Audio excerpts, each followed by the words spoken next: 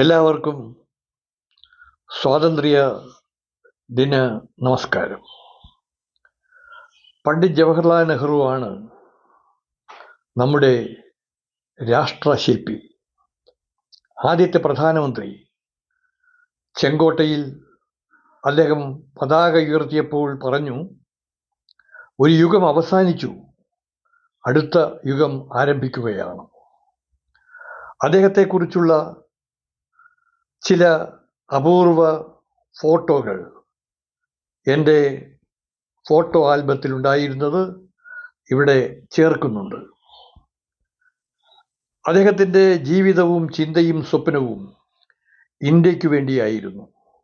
ഒരു ഭരണാധികാരിയും സ്വാതന്ത്ര്യ ഭടനും രാഷ്ട്രീയക്കാരനും കലാകാരനുമായിരുന്നു ജവഹർലാൽ നെഹ്റു.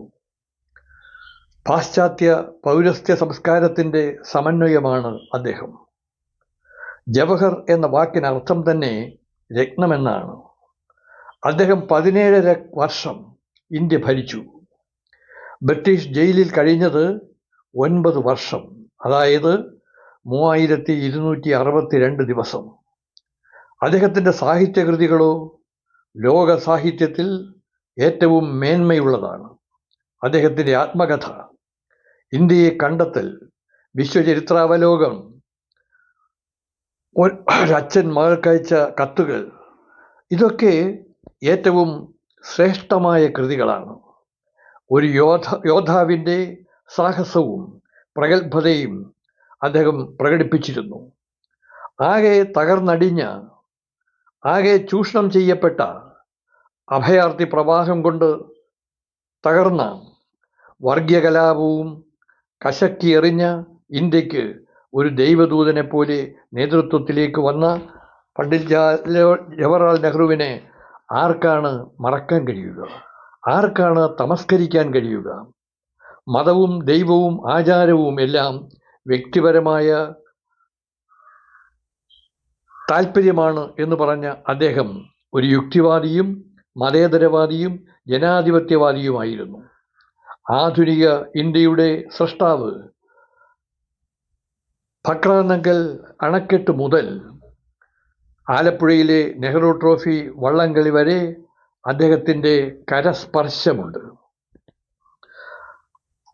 അദ്ദേഹത്തിൻ്റെ സംഭാവനകൾ നിസ്തുലമാണ്. സ്വതന്ത്ര ഇന്ത്യയുടെ നക്ഷത്ര വിളക്കാണ് അദ്ദേഹം.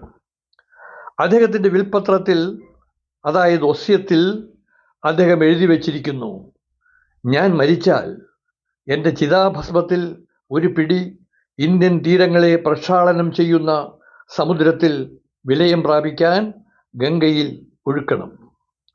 ഒരു പിടി ചിതാഭസ്മം വിമാനത്തിൽ ഉയർത്തി കർഷകർ അധ്വാനിക്കുന്ന വയലേലകളിൽ വിതറണം. അങ്ങനെ ഇന്ത്യയുടെ മണ്ണിലും വിണ്ണിലും പൊടിയിലും ജലത്തിലും വിലയിച്ച് ഇന്ത്യയിൽ നിന്ന് വേർതിരിക്കാനാവാത്ത ഘടകമായി തീരണം. ആ പണ്ഡിറ്റ് ജവഹർലാൽ നെഹ്റു ഇന്നും നമ്മുടെ മനസ്സിൻ്റെ, ഇന്ത്യയുടെ, ഇന്ത്യൻ സംസ്കാരത്തിൻ്റെ പ്രോജ്വലമായ വ്യക്തിത്വമായി നിലനിൽക്കുന്നു.